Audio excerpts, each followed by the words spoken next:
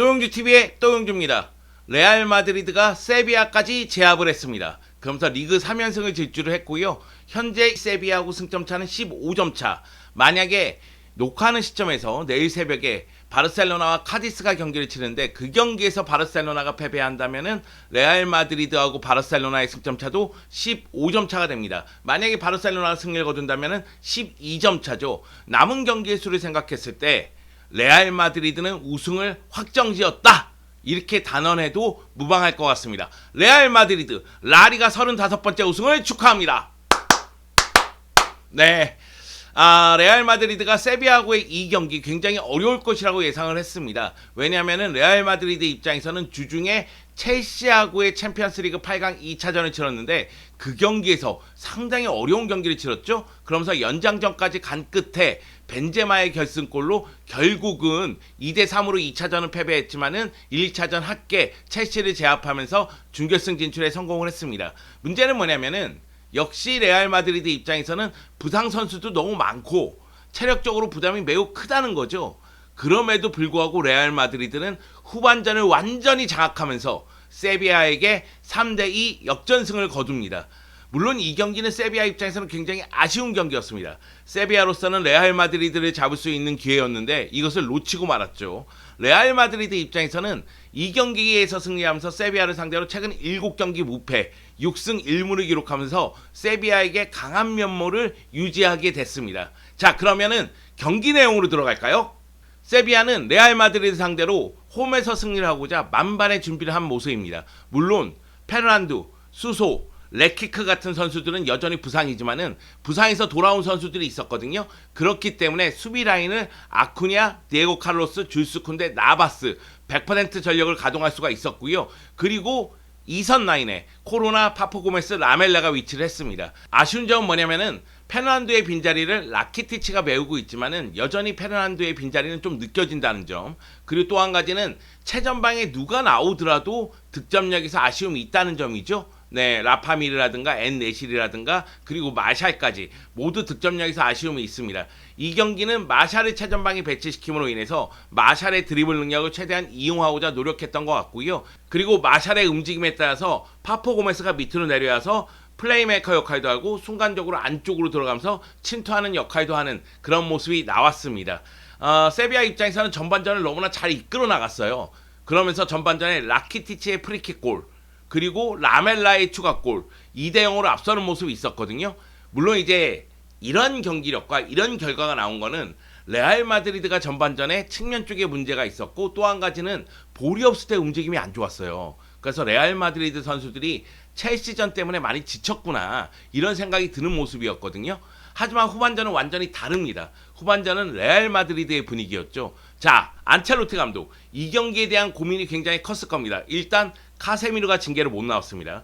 여기다가 펠랑멘드, 마르셀로, 요비치, 바에오, 세바요스, 아자르 부상 선수가 정말로 많았습니다. 뭐 부상 또는 코로나 확진이 있었죠. 그러다 보니까 전력을 100% 가동하기가 상당히 어려웠죠. 무엇보다도 측면 수비에 대한 고민이 있었습니다. 그러다 보니까 카르바를 오른쪽이 아니라 왼쪽으로 돌렸고요. 오른쪽에 루카스 바스케스를 배치를 했습니다. 네, 나초를 선발 출전시키지 않을까라는 생각이 있었는데 나초가 몸 상태가 약간 안 좋았다고 해요. 근데 후반전 뛰는 것으로 봐서는 안 좋진 않던데, 너무 좋던데, 골까지 넣던데 이런 생각이 좀 듭니다. 여하튼 이 경기는 4-3-3 포메이션을 유지하는데 카세미르 자리에는 크로스를 옮겨놓고 카마빈가하고 모드리치를 배치했고 공격 쪽에는 비니시우스, 벤제마, 발베르데를 배치했습니다. 발베르데는 폭넓게 움직이면서 중앙 쪽에 기동력을 또다시 부여하는 모습이 나왔죠. 역시 이제 측면 쪽에 카르발과 루카스 바스케스 이 측면 쪽에서의 수비 쪽의 아쉬움이 전반전에는 좀 드러났어요. 특히 루카스 바스케스 쪽에서는 코로나를 막는데 좀 어려움이 있었죠. 여기다 공격 쪽에서는 벤제마가 특유의 움직임을 가져가고 비니시우스가 스피드를 살리는 모습이 있었다 할지라도 볼이 없을 때 움직임 자체가 그렇게 좋지 못했습니다. 그렇기 때문에 전반전만 보신 분들은 레알 마드리드 선수들이 많이 지쳐있구나 이런 생각이 좀 들었을 겁니다. 하지만 후반전은 완전히 다릅니다. 후반전은 전방부터 압박의 속도를 강하게 가져가면서 세비야가 공격을 풀어나가는 데 있어서 짧은 패스로 풀어나가는데 이것을 사전에 차단하고요. 그리고 굉장히 빠르게 공격적으로 움직입니다. 이거는 호드리고가 오른쪽에 배치되고 발베르데가 중앙 쪽으로 들어오면서 호드리고가 들어가자마자 골을 넣는 것도 한 몫을 했고요. 여기다가 비니시우스, 벤제마, 호드리고뿐만이 아니라 중앙 쪽에 있는 발베르데라든가 모드리치의 움직임이 굉장히 좋아졌기 때문입니다. 그러면서 후반전에 레알 마드리드는 3골을 몰아넣습니다. 네. 사실 이 경기에서 벤제마가 득점 기회에 비해서 많은 골을 넣었다고 보기는 어렵죠. 근데 골을 넣긴 넣었습니다만 그 골의 귀중함은 뭐라고 설명할까요? 대단합니다. 벤제마의 얘기는 잠시 후에 조금 더 깊게 나누도록 하겠습니다. 일단 교체 투입한 호드리고가 골을 넣고요. 교체 투입한 나초가 골을 넣었습니다. 이거는 후반전에 안첼로티 감독이 그만큼 용병수를 잘 구사를 했다. 선수 교체를 적재적소에 잘했다. 이런 얘기가 되고요. 반면에 세비야 같은 경우에는 선수 교체에서 아쉬움이 있었는데 경기 끝나고 나서 루페테기 감독의 이야기를 들어보면 선수들의 몸 상태가 안 좋았다고 해요. 전반전에 마샬이 부상을 당하면서 라파미르가 들어오죠. 그리고 후반 시작하면서 파포 고메스를 뺐거든요. 그래서 올리베르 토레스가 들어오는데 파포 고메스가 빠진 게 굉장히 컸습니다. 파포 고메스가 빠지다 보니까 전방 쪽에서 볼을 소유하고 연결해주는 선수가 보여주지 않다 보니 결국은 상대의 압박을 효과적으로 뚫는데 어려움이 있었죠. 결국 이제 파포 고메스도 몸 상태가 안 좋아서 빠졌다고 합니다. 그리고 이제 로페테기 감독이 전체적으로 수비 쪽에 신경 쓰는 지키고자 하는 축구를 하려다 보니 결국은 되려 당하고 말았다. 이렇게 표현할 수가 있겠습니다. 자, 골 장면들만 한번 떠올려 보면은 일단 라키티치의 프리킥. 이거는 레알 마드리드 수비벽에 문제가 있었죠. 라키티치가 잘 차기도 했지만 수비벽을 뚫고 들어갔거든요. 그렇기 때문에 레알 마드리드의 수비력에도 문제가 있다. 이렇게 볼 수가 있는 장면이고, 그리고 라멜라의 골은 코로나 선수의 움직임과 패스가 기가 막혔습니다. 네, 아쿠냐가 헤더로 밀어주고 코로냐가 들어가면서 코르투아 골키퍼가 나오니까 이제 라멜라에게 내주고 라멜라가 원터치로 마무리 짓는 모습. 그러면서 이제 2대0으로 세비야가 앞서 나가는데 후반전에는 호드리고 선수가 추격하는 골을 너무 이른 시간에 넣죠. 이것이 이제 분위기를 바꾸는 데 성공을 했습니다. 후반 초반에 호드리고 선수가 오른쪽에서 들어오면서 마무리 짓는 모습이 있었죠. 카르발이 왼쪽에서 크로스, 그리고 호드리고가 마무리, 그런 장면이 있었고요. 자, 나초가 들어간 다음에 나초에게 카르발이 이번에는 오른쪽에서 컷백, 그리고 나초의 마무리, 그러면서 2대2가 됐고요. 마지막 순간에는 벤제마입니다. 카림 벤제마가 이 경기도 자신의 경기로 만들었습니다. 벤제마뿐만이 아니라 이 경기에서 이상한 주인공이 있었습니다. 누구도 원하지 않았던 주인공, 바로 기에르모 쿠에드라 페르난데스 주시입니다. 이 경기는 논란의 여지가 있는 장면이 크게 보면 3가지예요. 자잘한 장면 얘기하면 끝도 한도 없고요. 크게 보면 3가지입니다. 먼저 17분에 레알 마드리드의 코너킥 상황에서 야신부누 골키퍼하고 디에고 카를로스가 좀 겹쳐요. 그 가운데 디에고 카를로스 팔에 맞았거든요. 근데 이 장면이 페널티킥이 선언되지 않았어요. 제가 보기에는 페널티킥이 선언됐어야 되는 장면 아닌가, 그런 생각이 드는 장면이었고, 그리고 전반 37분에 카마빈가가 반칙을 범해요. 마샬에게 반칙을 범하는데 팔로 잡아 끌면서 태클이 들어가거든요. 근데 태클이 볼에 닿지 않았습니다. 저는 이 장면에 대해서는 그대로 전개되는 거에 대해서 이해가 안 가더라고요. 적어도 반칙이 선언되거나 아니면은 옐로 카드가 나왔어야 되는 장면이라고 생각합니다. 네. 사실 이 장면, 느린 장면을 다시 볼 때 느낌은 옐로 카드가 나왔어야 되는 장면이라고 생각이 드는데, 이전 장면에서 카마빈가가 옐로 카드 한 장을 받았었거든요. 만약에 이 장면에서 카마빈가가 옐로 카드를 받았으면 카마빈가는 퇴장을 당했을 겁니다. 자, 그리고 74분에 비니시우스가 환상적인 골을 넣었습니다. 가슴 트래핑 이후에 슈팅으로 연결하면서 골을 넣었는데, 가슴 트래핑 할 때 팔에 맞았느냐, 이 문제에 대해서 주심이 온필드 리뷰까지 합니다. 그래서 핸드볼 반칙이 선언되는데 저는 이 장면은 잘 모르겠더라고요. 저는 안 맞았다고 생각이 들었었는데 온필드 리뷰까지 하면서 맞았다고 하니까 잘 모르겠더라고요. 여하튼 요 3장면은 다 논란의 여지가 있다, 이렇게 말씀드릴 수가 있겠습니다. 이런 논란의 여지 때문인지 몰라도 감독들이 경기 끝나고 나서 주심에 대해서 한마디씩 합니다. 먼저 세비야의 훌렌 로페테기 감독은 패배했으므로 좋은 평가를 내릴 수가 없는 경기다. 전반전은 우리가 우위에 있었지만 후반전은 그 반대였다. 전반전에 카마빈가가 2번째 옐로카드를 받았어야 된다. 2대0 상황에서 상대가 10명이 뛰었다면 경기 결과는 달라졌을 것이다. 명백한 옐로 카드 상황이었고 그것을 보지 못한 유일한 사람은 주심뿐이었다. 이런 이야기를 했습니다. 바로 그 장면에서 카마빈가가 퇴장을 당했다면은 우리가 승리했을 것이다. 이런 이야기고 저는 이 이야기도 이해가 됩니다. 카마빈가의 반칙의 플레이를 봤을 때는 이건 카드가 나왔어야 되는 거 아닌가? 이런 생각이 있었거든요. 자, 안첼로티 감독입니다. 안첼로티 감독은 디에고 카를로스의 손에 볼이 맞았는데 휘슬을 부지 않고 비니시우스 손에 휘슬을 부는 건 이해할 수가 없다. 비니시우스하고 이야기했는데 팔에 맞지 않았다고 얘기했다. 즉 비니시우스의 골은 인정이 됐어야 된다. 그리고 디에고 카를로스의 손에 맞았던 장면은 핸드볼 반칙이 선언됐어야 된다. 이 얘기죠. 그러면서 전반전 경기력은 좋지 못했지만 후반전은 지배를 했다. 전반전 많이 지쳐 보였지만 우리는 용기와 헌신을 갖고 후반전에 임했고 결과를 가져왔다. 많은 사람들이 레알 마드리드가 미끄러지길 바라고 있지만 이 팀은 그러지 않을 것이다. 열정, 캐릭터, 개성이 있다. 이런 이야기를 했습니다. 네, 확실히 안첼로티 감독은 최근 들어서 용병수에서 효과를 보는 것 같아요. 플랜 A에서 문제를 드러내지만 후반전에 결과를 가져오는 모습이 나오고 있습니다. 그리고 안첼로티 감독에 대한 비판이 정말로 많았잖아요. 정말 많았습니다. 그런데 최근 분위기로 봐서는 이거 또 갈 것 같거든요. 저는 이번 시즌 끝이라고 봤습니다. 이번 시즌 끝나면은 안첼로티 감독이 떠날 거라고 생각을 했는데 최근 분위기로 봤을 때는 이거는 장담하기 어렵습니다. 왜?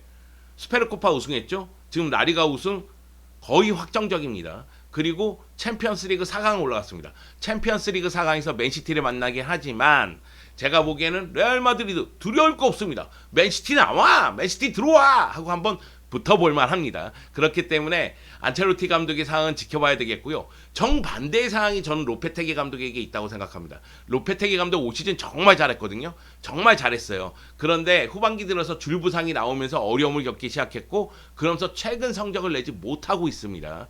2위 자리는 확실할 것이라는 얘기가 있었는데 오히려 2위 자리에서도 미끄러질 위험에 처해 있죠. 그래서 로페테기 감독에 대한 비판은 좀 있을 거라고 저는 생각을 합니다. 특히 이 경기에서 로페테기 감독의 수비적인 전술이라든가 용병술에 대해서는 역시 비판의 여지가 있습니다. 자, 제가 카림 벤제마 얘기한다고 했죠. 카림 벤제마는 얘기해야 됩니다. 얘기해야 되고 말고 카림 벤제마 정말 대단해! 네, 카림 벤제마는 올 시즌 라리가에서 가장 뛰어난 선수입니다. 그렇기 때문에 카림 벤제마에 대해서는 칭찬을 아낄 이유가 없습니다. 그리고 카림 벤제마가 이 경기 사실은 좀 아쉬움이 컸거든요. 그럼에도 불구하고 결승골의 주인공이 됐습니다. 자, 카림 벤제마가 이 경기에서 89분 출전했는데 슈팅 7개 했어요. 그리고 유효 슈팅 3개입니다. 패스 성공률 82%, 볼 경합 3회, 그리고 드리블 성공 3회 성공을 했습니다. 그러면서 한 골을 넣었죠. 득점 기회에 비해서 많이 놓치는 모습이 있었지만은 중요한 순간에 중요한 골을 넣을 줄 아는 선수죠. 자, 카림 벤제마의 최근 활약을 좀 놓고 본다면 그냥 기록만 말씀드릴게요. 최근 자신이 출전한 10경기 중에 9경기에서 골을 넣었습니다. 10경기 중에 9경기에서 골을 넣었습니다. 네, 제가 실수한 게 아니라고 얘기하려고 반복해서 말씀드렸습니다. 10경기 중에 9경기에서 골을 넣었고 요 기간 동안 15골을 넣었습니다. 야, 이건 미친 거지. 이건 진짜 놀랍다, 경이롭다, 대단하다 이런 표현으로도 좀 부족해. 이건 그냥 미친 거야. 정말 대단합니다. 자, 카림 벤제마가 올 시즌 라리가에서 28경기 출전해서 25골 11개의 도움을 기록했습니다. 카림 벤제마가 레알 마드리드로 이적한 다음에 13시즌 만에 라리가에서 한 시즌에 25골을 넣었는데 성공을 했습니다. 카림 벤제마가 단일 시즌의 리그에서 25골을 넣은 게 이번이 처음이라는 거죠. 그 전에 24골을 넣은 적이 있어요. 2015-16 시즌인데 그 시즌보다도 올 시즌이 더 대단하다. 올 시즌은 정말 미쳤다. 이렇게 얘기할 수가 있겠고 그러다 보니까 올 시즌 공식 39경기에서 39골을 넣었습니다. 야, 챔피언스 리그에서만 12골이야. 이건 뭐라고 설명해야 돼? 카림 벤제마는 좀 폼이 안 좋다 할지라도 이렇게 중요한 순간에 골을 넣을 줄 안다. 이 얘기를 하려고 말씀을 드렸습니다. 자, 제가 레알 마드리드가 세비야를 잡음으로 인해서 라리가 우승이 거의 확정적이다 이렇게 얘기하지 않았습니까? 무슨 소리야. 아직까지 6경기가 남아있는데 무슨 소리야. 바르셀로나는 아직까지 더 많은 경기가 남아있는데 이러시는 분도 있을 거예요. 근데 바르셀로나가 우승하려면 레알 마드리드가 3패를 기록해야 되고 레알 마드리드가 이전까지 32경기에서 패배는 3패밖에 없는데 남은 6경기에서 3패를 당할 가능성은 희박하죠. 그렇기 때문에 레알 마드리드의 우승이 거의 확정적이고 네, 레알 마드리드가 이번에 우승한다면 리그에서는 35번째 우승이 되는 거죠. 자, 레알 마드리드 향후 일정 한번 봅시다. 레알 마드리드가 과연 3패를 당할 수 있는 위기에 처할 수 있는 경기들이 있는가 한번 살펴볼까요? 오사수나 원정 경기, 그리고 맨시티하고의 챔피언스리그 준결승 1차전, 그리고 에스파뇰전, 그리고 맨시티하고 챔피언스리그 준결승 2차전, 그 다음에 아틀레티코 마드리드전인데 그래요. 네, 아틀레티코 마드리드전이 위험하다고 합시다. 하지만 마드리드 더비에서는 레알 마드리드가 무지하게 강합니다. 그리고 아틀레티코 마드리드도 최근 폼이 최근 상황이 그렇게 좋지만은 않습니다. 물론 이번 라운드에서는 승리했어요. 에스파뇰에게. 자, 그리고 레반테, 카디스, 베티스로 이어지는데 아무리 눈 씻고 찾아봐도 아무리 안경을 다시 쓰고 쳐다봐도 패배할 수 있는 경기는 그래. 운이 진짜 나쁘다. 그러면 마드리드 더비. 그래. 정말로 뭔가 안 좋다. 그럼 베티스 경기. 그래도 2경기예요. 제가 보기에는 레알 마드리드의 우승이 거의 확정적이다. 오히려 레알 마드리드는 챔피언스 리그에 좀 올인하지 않을까 이런 생각이 듭니다. 그래서 에스파뇰전을 어떻게 치를지는 좀 봐야 되겠어요. 준결승 사이에 있는 경기니까. 그렇긴 한데 맨시티하고의 경기에 올인할 가능성이 있고 안첼로티 감독 입장에서는 챔피언스 리그에 갈증을 느낄 수가 있습니다. 나를 비판해? 나를 욕해?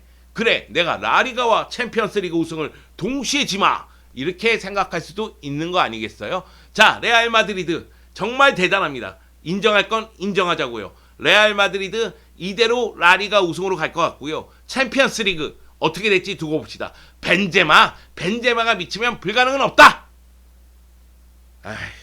나 왜 갑자기 텐션을 이렇게 올렸지?